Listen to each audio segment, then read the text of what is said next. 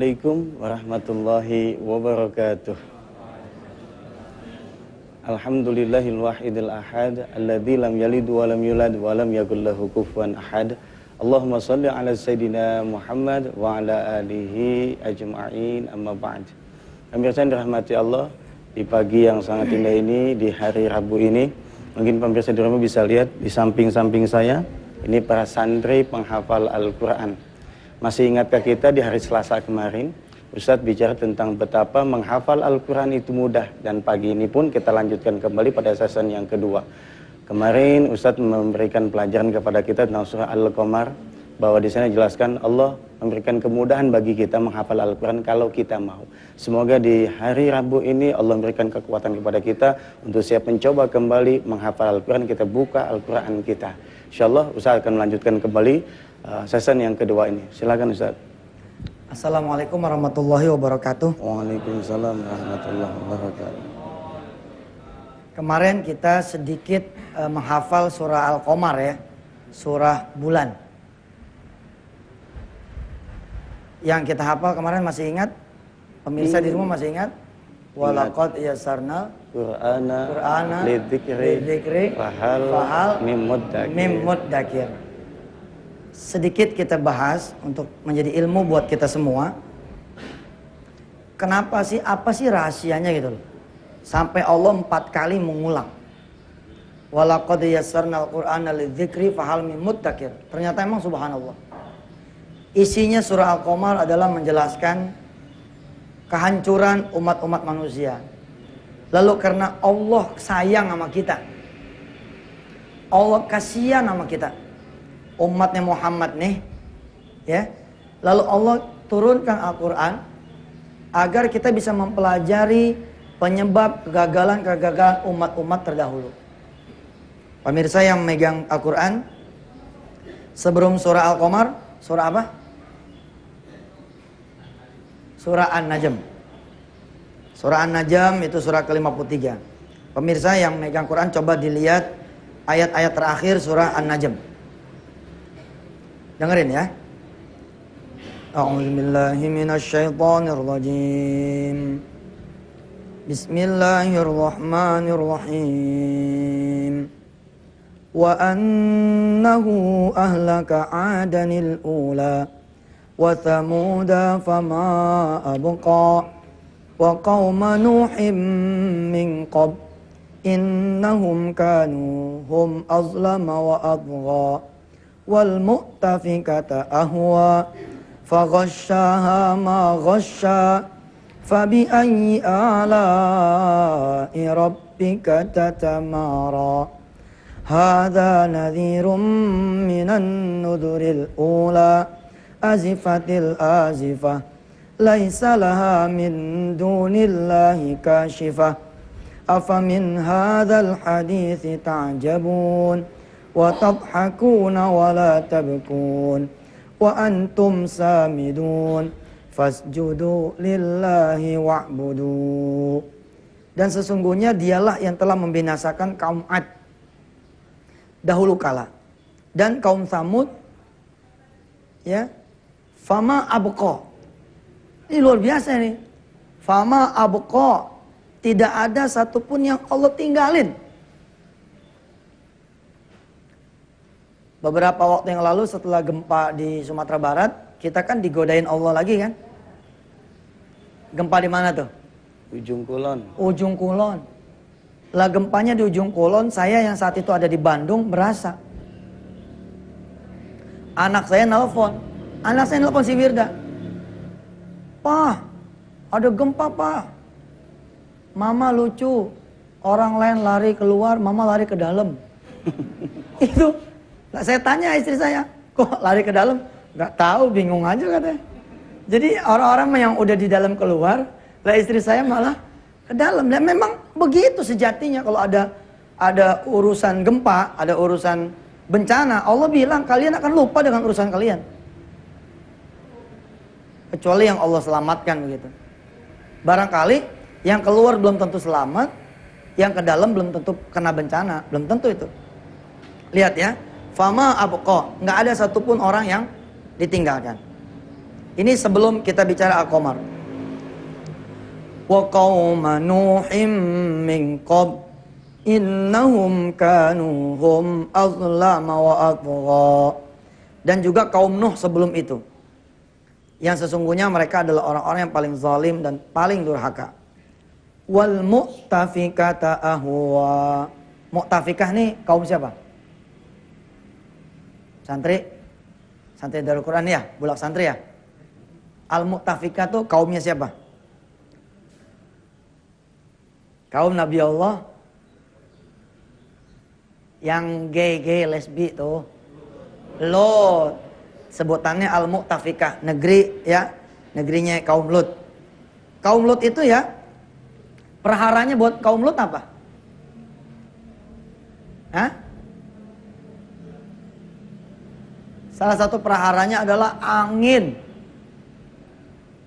Sebenarnya ya, ini dunia ini udah dibagi-bagi sama Allah. Ada yang dari lautan, ada yang dari udara, ada yang dari daratan, ya kan?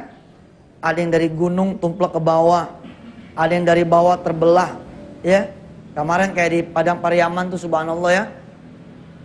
Itu bukan sekedar gempa loh, ngisep. Kalau gempa kan ada sisa puingnya kan? Ini tinggal atapnya doang, bluk gitu. Jadi keisep ke dalam. Coba kita lihat ayatnya ya. Wal mu'tafikata ahwa. Ya. Dan prahara angin yang telah meruntuhkan negerinya kaum Lut. Faghasyaha ma ghasya. Lalu menimbuni negeri itu sebagai azab dengan puing-puing yang menimpanya. Fabi ayyi ala'i rabbika tatamara. Maka terhadap nikmat Tuhanmu yang manakah yang masih kamu ragukan? Kita tinggalkan sejenak surah An-Najm, kita beralih ke surah yang kemarin kita sudah hafal 4 ayat. Melalui walaqad yassarnal Qur'ana lidzikri fahal mim muddakir. Lihat ayat yang pertama, kita hafalin bareng-bareng. Iqtarabatis sa'atu. Ayo. Iqtarabatis sa'atu. Iqtarabatis sa'atu. Iqtarabatis sa'atu. Iqtarabatis sa'atu. Iqtarabatis sa'atu. Wansyaqqal qamaru. Wansyaqqal qamar. Wansyaqqal qamaru. Wansyaqqal qamar. Iqtarabatis sa'atu wansyaqqal qamaru. Iqtarabatis sa'atu wansyaqqal qamar. Saat kiamat semakin dekat, bulan pun terbelah. Coba tuh. Gimana coba? Anak-anak kecil ya pasca gempa di Padang Pariaman, Padang apa tuh Sumatera Barat ya. Itu kan jalanan terbelah. Kita udah melongok tuh. Kita udah dibuat terheran-heran. Masya Allah jalanan bisa terbelah ya. Itu jalanan bos, jalanan. Ini Allah bilang wansyaqqal qamar. Bulan yang aku belah. Kayak apa itu coba? Saudara-saudara masih ingat gempa di Kobe, Jepang? Bagaimana dengan kekuasaan Allah yang dicabut itu cuman per yang ke-6 dan yang ke-7 kalau tidak salah. Jadi ini konstruksi nih. Penyangga tiang-tiang jembatan layang. Yang Allah angkat dengan getaran gempa itu bukan seluruh kawat nih istilahnya begitu. Cuman salah satu di antara kawatnya itu dibikin putus dan anehnya itu sama. Siapa coba yang mutus-mutusin gitu sampai cuman itunya doang yang putus. Lalu dengan kekuasaan Allah tunjukkan, Allah tidak perlu menghancurkan. Allah kayak bercanda seperti memang betul di genggamannya dan memang betul di genggamannya. Bagaimana jembatan di Kobe itu kita saksikan yang ada yang bilang 1,5 kilometer, ada yang bilang 0,5 kilometer, itu robohnya begini tuh. Ya jembatan yang begitu tuh dibikin begini nih. Jembatannya masih komplit. Ditidurin malah direbahin.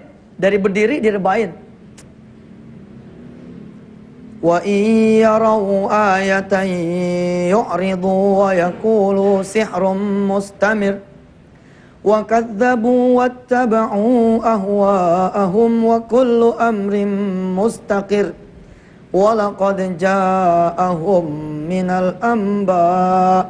minal anba'i ma fihi muzdajar. hikmatum balighatun fama tughnin nudhur fatawalla anhum yauma yad'ud da'i ila syai'in nukur. Dan mereka mendustakan Muhammad Rasulullah dan mengikuti keinginannya, padahal setiap urusan telah ada ketetapannya. Dan sungguh telah datang kepada mereka beberapa kisah yang di dalamnya terdapat ancaman. Itulah suatu hikmah yang sempurna, tapi peringatan-peringatan itu tidak berguna. Nih, Allah udah dari dulu bilang, begitu hebatnya tsunami, tapi apakah kemudian menyadarkan kita dari tidak berkorupsi, dari kemudian mau bangun malam, memenuhi masjid yang kosong, berpuasa Senin Kemis, sholat sunnah qobliyah ba'diyah? Siapa coba? Ustadz Sagiran baru kembali dari gempa. Lalu Ustadz Sagiran melaporkan bahwa subhanallah pasca gempa, ya begitu dah. Saya ngomong sama Ustadz Sagiran, Ustadz, jangan di sono. Di kampung saya juga begitu. Subuhan sebaris. Bapak coba iseng cek ya. Di komplek-komplek ya. Di perumahan-perumahan ya. Kalau zohor, ada apa jamaahnya? Kalau itu masjid nggak punya merbot yang digaji, nggak punya imam tetap, niscaya tidak ada sama sekali yang melantunkan azan. Bahkan ada satu kantor yang azannya digital. Digital. 5, 4, 3, 2, 1. Allahu Akbar. Allahu Akbar. Bukan orang, kaset. Subhanallah. Inilah yang Allah maksud, hikmatum balighah fama tughnin nudur. Percuma kata Allah, kalian tidak pernah bisa dikasih peringatan. Kita akan lanjutkan pemirsa, insyaallah. Setelah yang satu ini masih dalam koridor menghafal itu mudah. Silakan. Teruskan pemirsa ya ke ayat 7-nya. Khusya'an absaruhum yakhrujuna minal ajdathi ka'annahum jaradun muntashir muhti'ina ilad da' yakulul kafiruna hadha yaumun asir. Kita nih sebenarnya ada hari yang lebih tidak menyenangkan ketimbang hari di mana seseorang kena musibah. Yaitu hari di mana kita udah ada di negeri yang gak bisa kita balik lagi. Saat itu kata Allah, pandangan mereka tertunduk ketika mereka keluar dari kuburan, seakan-akan mereka adalah belalang yang berterbangan. Kuburan tuh yang kata kita mati tuh, kelak khusya'an absaruhum yakhrujuna minal ajdathi ka'annahum jaradun muntashir. Kuburan itu kemudian dibuka sama Allah, orang-orang kayak, kita kan sering lihat film Cina film-film Cina, film kungfu loh, zaman dulu. Ada orang istilahnya manggil arwah gitu. Ya walaupun itu film misalnya, tapi kita melihat simulasinya negeri akhir. Bagaimana kuburan itu terbuka loh, kemudian seperti pakai sayap belalang yang berterbang, jarad muntashir. Serem sekali pemirsa, serem banget. Saya boleh lompatin ya, kemarin kan kita belajar walaqad toh, saya terusin. Kemarin sempat dibaca sama Ustadz siapa ya, masih ingat pemirsa? Ustadz Nizam. Walaqad yassarnal Qur'ana lidzikri fahal mim muddakir kadzabat 'adun fakaifa kana 'adzabi wa nudhur. Inna arsalna 'alaihim rihan sarsaran fi yawmi nahsim mustamir tanzi'un nas ka'annahum a'jazu nakhlim munqa'ir. Masya Allah nih ayat, ya Allah. Saya bacain pemirsa. Maka betapa dahsyatnya azabku dan peringatanku. Dan sungguh telah kami mudahkan Al-Quran untuk kalian ambil sebagai peringatan. Maka adakah orang yang mau mengambil pelajaran? Kaum Ad pun telah mendustakan. Maka betapa dahsyatnya azabku dan peringatanku. Sesungguhnya kami telah menghembuskan angin yang sangat kencang kepada mereka pada saat hari yang naas terus-terusan. Kita dilanda angin nih, wow 20 menit, habis sudah. Kita belajar dari sejarah berapa hari? Berapa minggu? Berapa bulan? Habis. Ini yang dimaksud dengan kalimat apa? Fi yaumin nahsin mustamir. Bukan cuma semenit 2 menit, terus-terusan. Tanzi'un nasa ka'annahum a'jazun nahlin munqa'ir. Yang membuat manusia bergelimpangan. Mereka bagaikan pohon-pohon kurma yang tumbang dengan akar-akarnya. Kalau ini masih mending. Ada kalimat Allah yang Allah nyuruh kita menyaksikan gunung. Lalu kata Allah, gunung itu aku remukkan. Lalu aku tiup seakan-akan dia pasir yang berterbangan. Gila gak tuh? Kita ngelihat gunung Tigo aja ya dipotong sama Allah. Hah? Kita ngelihat gunung apa tuh yang di Pariaman tuh, yang digeser sama Allah terus menimbun 3 dusun, udah membuat kita beristighfar. Ini gunung kata Allah bukan cuma satu gunung, tapi seluruh gunung di muka bumi ini. Mudah-mudahan kita nggak ada yang masuk neraka ya. Biarin aja lah kiamat mah biarin aja. Kemarin saya disalahi ucapan saya. Jadi ada pengajian, lalu saya datang silaturahim ke situ. Kemudian saya salaman sama kiainya, cium tangan sama kiainya. Terus karena pembahasan tentang gempa, saya bilang sama mereka, saya pamit dulu ya. Mudah-mudahan tidak ada lagi lah gempa berikutnya. Si kiai ini benerin kalimat saya. Apa kata si kiai ini? Apa kata ulama ini? Loh salah Ustaz, biar aja gempa terjadi. Yang penting kita husnul khotimah. Allahu Akbar, bener juga ya. Ya biarin aja ada tabrakan, lalu kita termasuk yang tabrakan. Biarin aja ada kecelakaan, kita termasuk yang kecelakaan. Tapi kita husnul khotimah, diampunin oleh Allah. Terus kiai itu mengajarkan pengajaran positif buat saya. Jadi ternyata saya belum menjadi pelaku pemikiran positif yang sempurna. Buktinya si kiai itu masih benerin saya. Apa kata si kiai? Bilang sama Allah begini. Kalau engkau mau menghadirkan gempa lagi, hadirkan ya Allah. Kalimatnya hebat sekali. Tapi buatlah kami adalah orang-orang yang engkau selamatkan. Subhanallah. Aduh, subhanallah deh. Sini ada anak-anak santri, saya coba suruh maju. 1, 2, 3, sini. Ayo.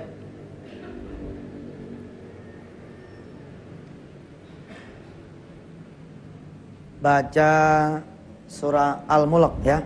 Siapa yang mau duluan baca?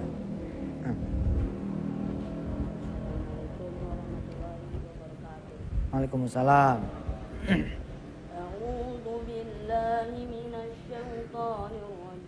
Suaranya gedein di dalam ya. Bismillahirrahmanirrahim. Tabarakalladzi biyadihil mulku wa huwa ala kulli syai'in qadir. Alladzi khalaqal mauta wal hayata liyabluwakum ayyukum ahsanu amala wa huwal azizul ghafur. Alladzi khalaqas sab'a samawatin tibaqa ma tara fi khalqir rahmani min tafawut farji'il basara kal haramin qutur thumma rji'il basara karratayni yanqalib ilaikal basaru khasi'an wa huwa hasir. Oh, terus estafet nih, boleh. Qad zayyana sama'ad dunya bimasabiha wa ja'alnaha rujuman lisyayatin wa atadna lahum 'adzabas sa'ir walilladzina kafaru birabbihim 'adzabu jahannam wa bi'sal masir. Idza ulqu fiha sami'u laha shahiqan wa hiya tafur. Estafet lagi, yuk silakan. Takadu tamayyazu minal ghaiz kullama ulqiya fiha fawjun sa'alahum khazanatuha alam ya'tikum nadhir qalu bala qad ja'ana nadhirun fakazzabna wa qulna ma nazzalallahu min syai' in antum illa fi dhalalin kabir. فسحقا لأصحاب السعير إن الذين يخشون ربهم بالغيب لهم مغفرة وأجر كبير. Subhanallah. Sadaqallahul azim. Enak bener suaranya ya. Terusin dikit lagi nih. Ya. Terusin setelahnya. Aamintum. Belum. Wajrun kabir. Kasih tahu. Wa asirru qawlakum aw ijharu bih Innahu alimum. Wa asirru qawlakum aw ijharu bih innahu alimun bizatis sudur. Allah. Ala ya'lamu man khalaqa. Ala ya'lamu man khalaqa huwal latiful khabir. Huwallazi ja'ala lakumul arda zalulan famshu fi manakibiha wa kulu min rizqihi wa ilaihin nusyur. Subhanallah, mudah-mudahan pemirsa, anak-anak pemirsa semua bisa ngaji seperti ini ya. Kalau kita capek jadi ayah ya, pulang kerja terus ngedengar anak kita ngaji, aduh subhanallah, hilang dah tuh capeknya. Ya subhanallah. Ya silakan kembali ke tempatnya masing-masing. Baik. Di surah Al-Mulk yang kemarin Selasa dibaca dan yang hari ini juga dibaca, pemirsa coba diperhatikan. Ada satu ayat yang juga harusnya membuat kita menjadi merinding. Jadi kita ditanya, alam ya'tikum nadhir. Emang gak ada orang yang ngasih peringatan kepada kalian semua? Kemudian jawab nih, bala qad ja'ana nadhirun fakadzabna. Udah ada yang ngasih tahu, tapi kami mendustakannya. Kira-kira kayak beginilah. Kenapa gak sholat? Gak ada yang manggil, padahal azan udah dari tadi. Habis segmen yang berikut ini, segmen setelahnya, saya akan bicara tentang rumah tahfiz family. Ya, buat pengurus rumah-rumah tahfiz di seluruh Indonesia, saya memperkenalkan dulu ada istilah MDN. MDN Majelis Duha Nasional. Syarat MDN di awal-awal dulu harus punya majelis taklim, baik itu lembaga, rumah, kantor, instansi, perusahaan harus punya itu. Lalu kemudian seiring dengan perkembangannya ada istilah MDN Family, yaitu majelis yang tidak perlu ada majelisnya, yakni bagaimana seorang ayah kemudian nyetelin DVD MDN hanya untuk anak-anaknya, istrinya dan keluarganya. Nah berikut ini nanti akan saya jelaskan tentang rumah tahfiz family. Bagaimana rumah tahfiz itu bahkan tidak melibatkan orang lain kecuali anak-anaknya sendiri. Tapi setelah yang satu ini, sebelum kita lanjutkan tentang apa sih rumah tahfiz family yang terkait dengan cara gampang ngapal Quran, ada seorang jamaah yang mau bertanya ya, silakan. Dari mana asalnya? Ya, bismillahirrahmanirrahim. Assalamualaikum warahmatullahi wabarakatuh. Saya Yana dari Balikpapan, Kalimantan Timur. Hari ini pulang insya Allah. Saya dapat amanah dari teman saya di Balikpapan. Sebenarnya udah lama disuruh diminta tolongin lewat wisatahati.com, tapi mungkin Pak Ustadz sibuk banget kali ya. Jadi alhamdulillah jadi emailnya belum dibales. Melalui pas banget waktunya saya di sini pas ada pengajian ini. Saudari saya di Balikpapan sudah bertahun-tahun belum diamanahi anak. Secara medis tidak ada yang bermasalah, belum aja gitu. Baik. Terus sudah semua ikhtiar udah, tinggal satu yang belum bayi tabung. Sementara mbaknya masih agak ragu, takut gagal lagi gitu. Saya ingat beberapa tahun yang lalu Pak Ustadz pernah kasih tausiah di Masjid Istiqomah tentang salah seorang jamaah Pak Ustadz yang kayaknya mirip-mirip gitu. Cuman saya lupa persisnya, tentang mau bayi tabung juga, tapi kemudian budget bayi tabungnya itu untuk diinfakin gitu. Mungkin Pak Ustadz bisa mengingatkan kembali kisah itu, atau mungkin Pak Ustadz punya saran lain gitu, apa infak aja dananya atau infak juga, tabung juga, atau gimana gitu. Baik, terima kasih. Dan saya minta doanya jamaah yang di sini supaya mendoakan teman saya supaya segera diberi keturunan, karena duhanya udah kayak wajib aja tiap hari. Terus infaknya juga dia orang yang percaya sama kekuatan sedekah, tapi belum aja. Makasih Pak Ustadz. Assalamualaikum warahmatullahi wabarakatuh. Waalaikumsalam warahmatullahi wabarakatuh. Kita masih punya berapa segmen, Kang Umar? Masih 2.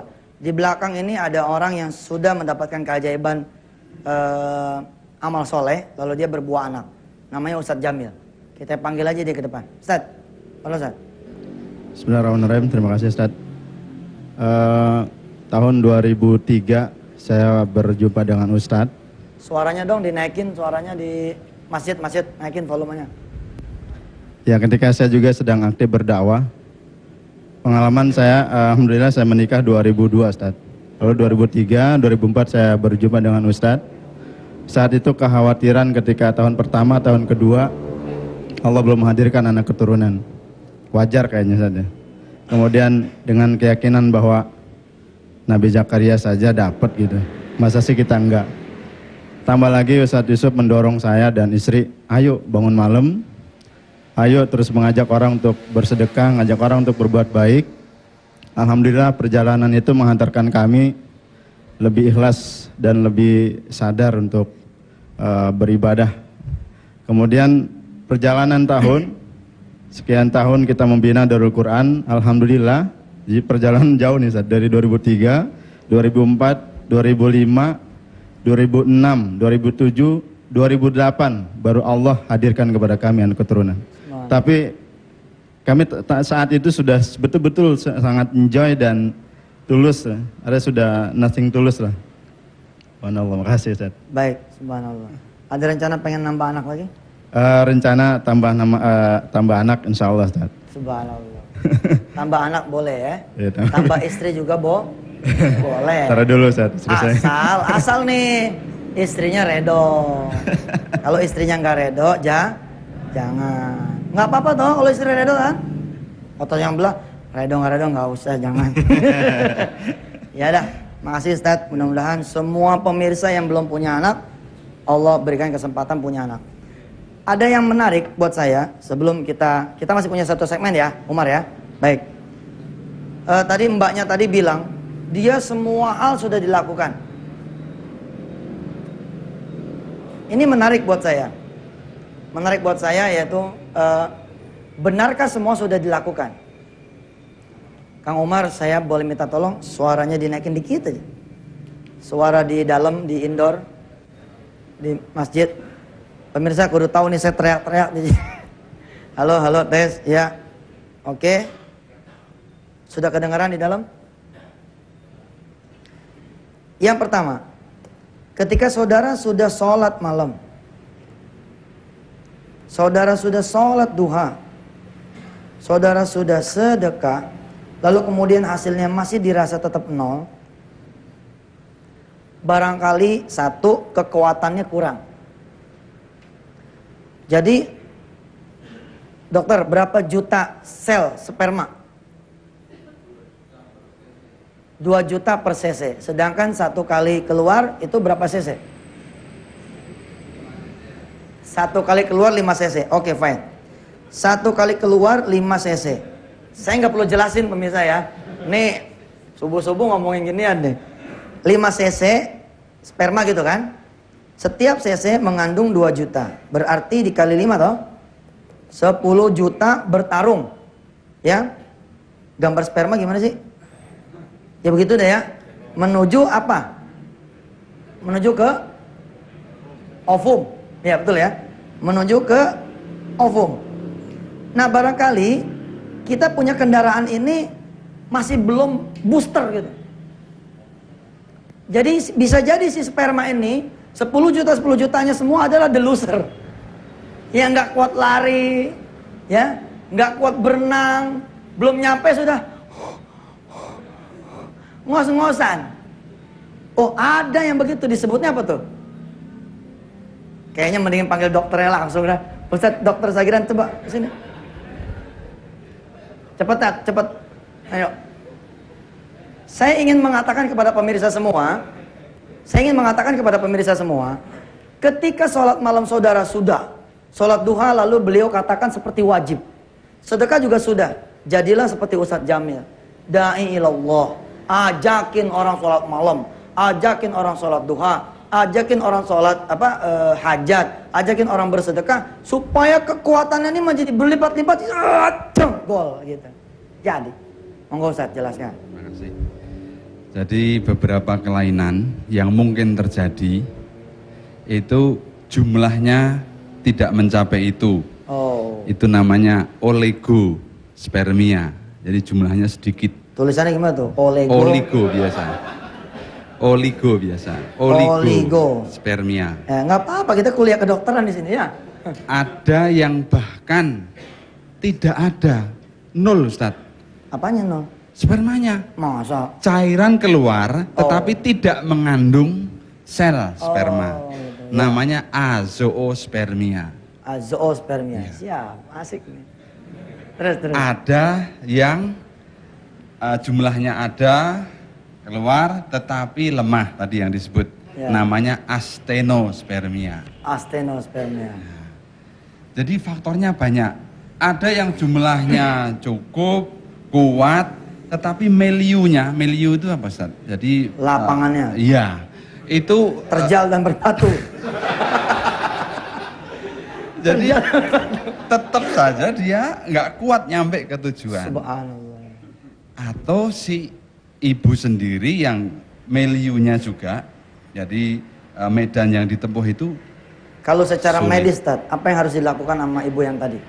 Jadi 80% kasus orang tidak punya anak itu 80% penyebabnya si laki-laki. Jadi maaf, jangan ngeblame ke istri dulu. Ya. Karena lebih banyak problem itu ada di laki-laki. Subhanallah. Jadi laki-laki disuruh periksa dulu, Ustaz. Ya. Dan gampang periksanya laki-laki. Gimana? Pokoknya asal keluar diperiksa. Ya, kalau perlu perempuan diperjelas, mesti ngintip-ngintip. Okay. Susah. Jadi diteliti lakinya nih ya? Lakinya dulu. Itulah dokter. Kalau saya yang saya teliti sholatnya. Kalau yang saya teliti itu makanannya. Kenapa makanannya dia itu tidak menghasilkan kemudian sperma yang kuat? Atau bisa jadi saya lihat adanya emang orang-orang tuh diuji oleh Allah, Ustaz. Ada yang memang orang-orang diuji sepanjang hayatnya tidak memiliki anak keturunan. Tapi dia punya kelebihan yang lain, yaitu dia anak yatimnya banyak sekali. Sedangkan kita-kita yang punya anak nggak ada anak yatimnya. Lebih utama mana? Lebih utama kita punya anak juga, punya anak yatim juga. Terima kasih Ustadz Astenospermia. Terima kasih. Oke, jadi untuk mempercepat dan menambah kekuatan, coba sarankan kepada beliau. Memang dia sudah sholat malam, tapi ajak orang sholat malam. Memang dia sudah sholat duha, tapi ajak orang sholat duha. Memang dia sudah bersedekah, tapi ajak orang bersedekah. Atau fasilitasi orang-orang untuk sholat malam, sholat duha, dan sedekah. Cara yang paling gampang, pemirsa, bikin rumah tahfiz, itu paling gampang. Nggak ada donatur lain, cuman Anda sendiri berdasarkan hasil jual mobil. Satu mobil 100 juta, kali 200 juta. Kalau ngempanin anak yatim di rumah, hanya sekitar 5 juta per bulan, 200 juta bagi 5, bisa 40 bulan. 40 bulan itu 4 tahun ngempanin dia. Tadinya garasi kosong ya. Nah, karena anak-anak sudah di situ dan judulnya adalah pesantren mini rumah tahfiz, anak-anak ini akan sholat malam. Anak-anak ini akan sholat duha. Anak-anak ini bahkan akan puasa Senin, Kamis dan bahkan Daud. Insya Allah doa mereka mengalir. Ibu punya teman bisa memiliki anak keturunan. Kalaupun tidak, udah punya anak tuh, namanya anak-anak yatim. Insya Allah kita akan lanjutkan setelah yang berikut ini. Hari ini saya belajar istilah kedokteran ya. Ada spermia, ada astenospermia, ada azoosplemia, spermia. Keluar, cairannya keluar tapi dianggap tidak ada karena spermanya nggak ada gitu ya. Subhanallah. Kalau ingat begini nih, ingat memang teknologi Cina kuno. Jadi ada salah satu ceramah saya, pemirsa, ya di salah satu CD bercerita ketika ada orang bersedekah mobil suami dan istri. Jadi dia sedekah nih suami istri, mobil dua-duanya nih. Kemudian setelah itu dia ketemu tetangga yang sudah 8 tahun menjadi tetangga. Tetangga ini kan menjadi tetangga 8 tahun, tapi nggak pernah ngobrol tentang anak keturunan. Setelah kemudian dia bersedekah, Allah buka hijabnya. Tetangga ini ngobrol tentang anak keturunan. Mau nggak Mbak punya anak seperti saya? Anaknya itu rupanya 7. Dan cara yang dilakukan adalah cara Cina tua, begitu katanya orang. Wallahu a'lam bishawab, tapi orang ini ngomong begitu. Kalau mau punya anak, pakai aja cara saya. Cara ini cara Cina tua punya gaya. Gimana caranya? Si tetangga bilang, jangan ketawa ya. Nih anak-anak santri, tangannya mana tangan? Tangan mana? Angkat ke atas. Jari. Angkat dulu. Angkat yang tinggi. Oke, sekarang tutup kupingnya. Tutup yang kencang. Jangan sampai kedengeran. Kedengeran nggak? Nah, dia sudah nggak jawab. Kalau nggak jawab berarti benar. Ya, tutup ya. Jangan ada yang buka ya. Kata si tetangga begini. Kalau lagi main sama suamimu, ganjel kamu punya pantat, maaf pemirsa. Jangan ada yang buka ya. Ganjel kamu punya pantat pakai bantal. Lalu setelah suami kemudian dalam tanda petik keluar, peluk suamimu erat-erat dan bilang, jangan dilepas dulu mas. Gak usah lama-lama, 2 jam aja begitu. Jangan lama-lama, kira-kira 2 menit apa 3 menit gitu. Ya. Terus kemudian tanpa diduga oleh si tetangga ini, cara yang menurut seorang apaan sih kok cuman segitu loh. Tapi ternyata jadi, Sat. Ternyata jadi itu anak. Dia jalani terus. Di hari pertama suaminya pulang, dia udah di atas bantal. Ya wes, naik ayo. Wah ini mesti ini dipotong. Maaf ya pemirsa, maaf. Ini sih kita emang ngomong sebenarnya. Lalu kemudian setelah selesai, diulangi. Hingga kemudian terjadi. Barangkali itu tadi. Jadi ada satu bentuk peregangan otot atau apa gitu, sehingga kemudian jalannya dibikin menurun. Kalau menurun kan jadi cepet tuh ya. Kalau naik jadi susah. Kira-kira seperti itu. Itulah kuasa Allah. Apa kok? Ya sekarang boleh buka lagi. Nah, boleh buka lagi boleh. Udah, siap. Kok kenapa muncul yang seperti ini? Karena ada keutamaan yang di sini. Tapi begitu jalan yang nggak diberikan oleh Allah, maka Allah nih menyembunyikan kita punya jalan, nggak bisa punya. Pemirsa, karena udah tanggung ditanya, saya akan jawab. Ini kan ditanya toh. Ini resiko ditanya kan? Resiko ditanya adalah jawab. Saya kasih tahu, beliau sudah ahli duha kan? Pernah nggak jajal ilmu saya? Pernah nggak jajal ilmu Adinda Jamil tadi? Boleh jadi ini seperti bercanda, tapi saya bilang, suami istri yang dalam keadaan bersuci, suami istri yang dalam keadaan beramal soleh, lalu melakukan koitus, maka Allah ada di tengah-tengah mereka berdua. Ada yang paham, ada yang apa tuh? Habis sholat duha sama suami, gini. Jangan sholat duha kecuali pintu dalam keadaan dikunci. Supaya apa? Supaya nggak usah ngunci pintu lagi. Paham tuh? Masa harus saya jelasin lagi sih? Tutup. Terus, kan ada suami istri ya yang berlainan. Ada suami yang tidak senang suaminya, ada suami yang tidak senang istrinya salehah. Buktinya, ada suami-suami yang marah-marah karena istrinya berjilbab. Ngapain sih kamu berjilbab? Bikin malu saya aja. Ada. Atau, sampai ada yang batuk begitu ya. Mudah-mudahan suaminya tidak termasuk yang seperti itu. Atau ada istri-istri yang suaminya tidak soleh. Kamu tuh yang ngaji terus gitu. Kamu tuh ya bangun malam terus. Hakku kapan? Ya memang udah begitu salah lagi si istri. Salah lagi kalau ini suaminya udah nungguin, tadinya merah terus kan. Begitu ditungguin hijau, oh si istri malah ngebut bangun malam. Saya bilang sama suami-suami yang kayak begitu, wih santai aja mas, santai. Bisikin sama istri, bisikin sama istri. Dek, kamu boleh sholat malam. Kamu boleh pakai mukena. Tapi tolong jangan pakai daleman ya. Paham tuh ya? Perlu saya lanjutkan? Perlu saya lanjutkan? Tapi sang suami kemudian terusin bangun malam juga. Pada saat si istri sudah dalam keadaan siap lahir batin, bahwa suaminya akan menyentuh dia. Suaminya kemudian akan memberikan kasih sayangnya malam itu. Itu Pak, seluruh sel-sel hormon ini juga dalam keadaan siap.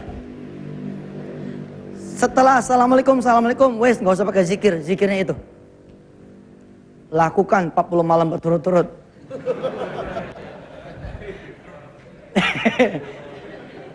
Ustadz, pagi-pagi ngomong begitu. Loh, tadi ditanya. Saya jawab, salah. Bu, Pak, cara ini cara tabu menurut orang untuk disampaikan. Buat saya, cara ini sudah menolong puluhan ribu perempuan-perempuan yang belum punya anak. Sudah menolong puluhan ribu laki-laki yang belum punya anak dari pasangannya. Padahal caranya sederhana. Ngaji dulu, habis maghrib ngaji. Ngaji. Ngaji apa? Ngaji surah Maryam. Kaf ha ya ain sad. Dzikru rahmati rabbika 'abdahu Zakaria.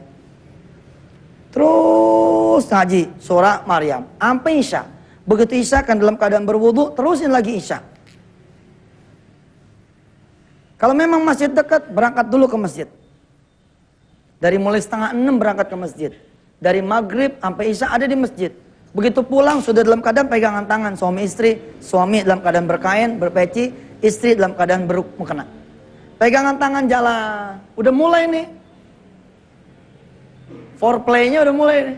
Wah, Ustaz tahu banget nih. Salah lagi. Tadi nanya gitu.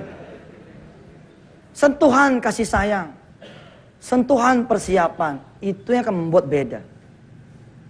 2 minggu masa tidak haid, begini terus.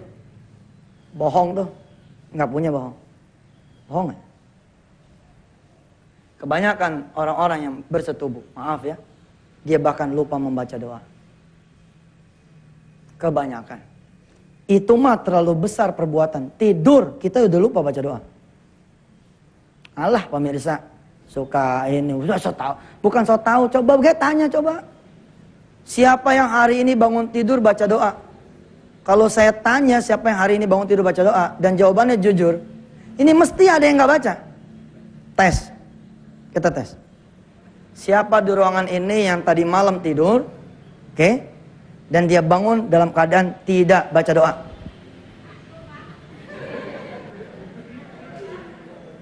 Loh memang itulah sudah manusiawi. Makanya ngaji, saya mengingatkan, bukan salah. Miko, ya, badan segede ini, sampai gak baca doa tuh gimana loh? Lupa, perlu kita ingat. Bayangkan Bu, Pak, bayangkan Pak. Kita sekarang ini lupa segala-galanya sama Allah. Makannya wes lupa kita berdoa. Habis makan lupa berdoa. Makan masih mending ya, masih ada yang berdoa. Minum, siapa yang minum baca doa? Gak sempet, kepanjangan. Kita nih jadi suami nih, udah begini aja nih di samping tempat tidur istri nih. Ini aja. Bini gue ngaji lama amat nih. Kapan gue toelnya gitu. Kenapa dia begitu? Karena dia gak ikut ngaji. Paham tuh? Dia gak ikut ngaji. Coba kalau dia ngaji bareng-bareng. Dengan tujuan mengharapkan pertolongan Allah. Jangan-jangan dia udah lupa tentang persetubuhannya. Yang dia ingat adalah ngajinya. Kemudian sang istri berdehem. Bang, boleh selesai nih? Indah sekali. Si suami lupa. Selesai apa ya? Lalu dia kecup kening si suami. Kemudian, ya itu. Gak usah dijabarin ya. Tutup lagi telinga. Tutup. Iya.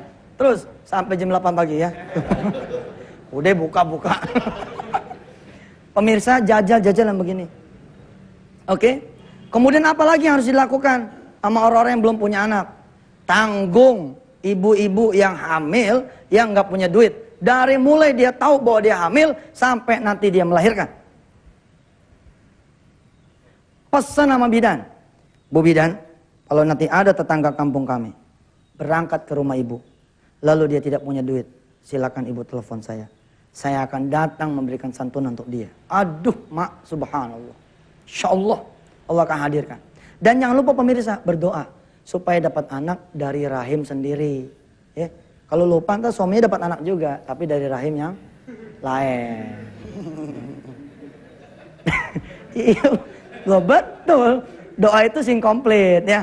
Doa itu, ya Allah, kasih saya anak turunan dari rahim saya ya Allah.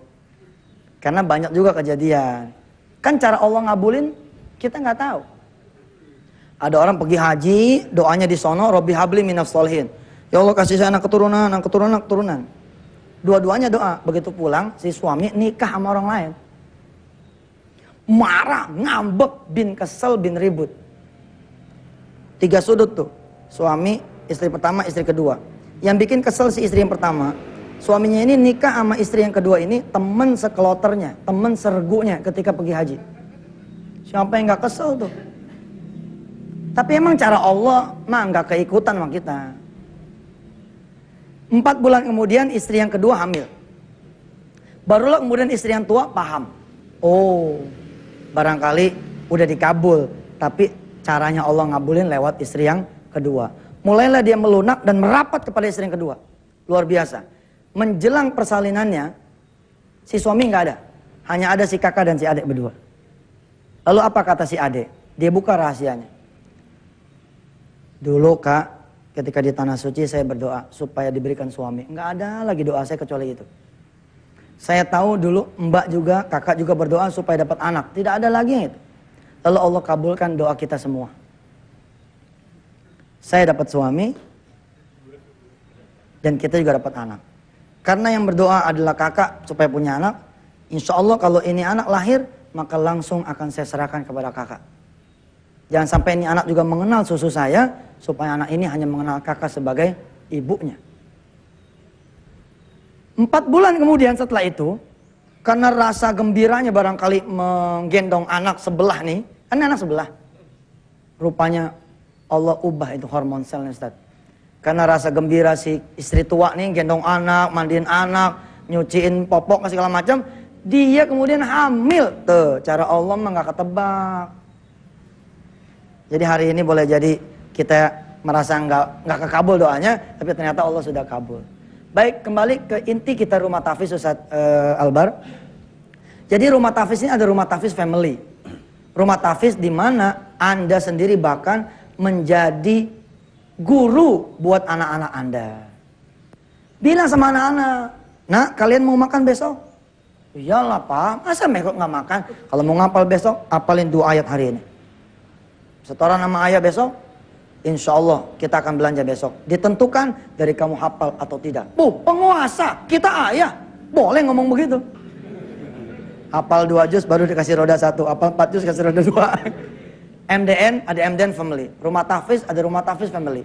Bagaimana kelanjutan dari kisi-kisi tentang rumah tahfiz? Saya masih menggunakan nikmatnya sedekah untuk berjihad, untuk berpromosi, untuk melakukan syiar. Mudah-mudahan TPI dan seluruh keluarganya mendapatkan barokah dari visi misi 100.000 penghafal Al-Quran. Ustaz Albar, saya kembalikan dulu kepada Ustaz Albar. Saya mohon maaf lahir batinnya. Sampai ketemu lagi Selasa dan Rabu yang akan datang. Wassalamualaikum warahmatullahi wabarakatuh. Waalaikumsalam warahmatullahi wabarakatuh. Baik pemirsa yang dirahmati Allah, demikianlah apa yang disampaikan oleh Ustaz Yusuf Mansur. Insya Allah kita akan kembali berjumpa pada minggu yang akan datang, Rabu, Selasa dan Rabu di jam yang sama. Dan setelah ini jangan tinggalkan layar kaca Anda, sebab ada Lintas Pagi yang akan berikan informasi kepada kita semua. Ustaz Yusuf Mansur dan Kronik Panti Sedekah, mohon maaf lahir dan batin. Bila itu fikul hidayah, wassalamualaikum warahmatullahi wabarakatuh.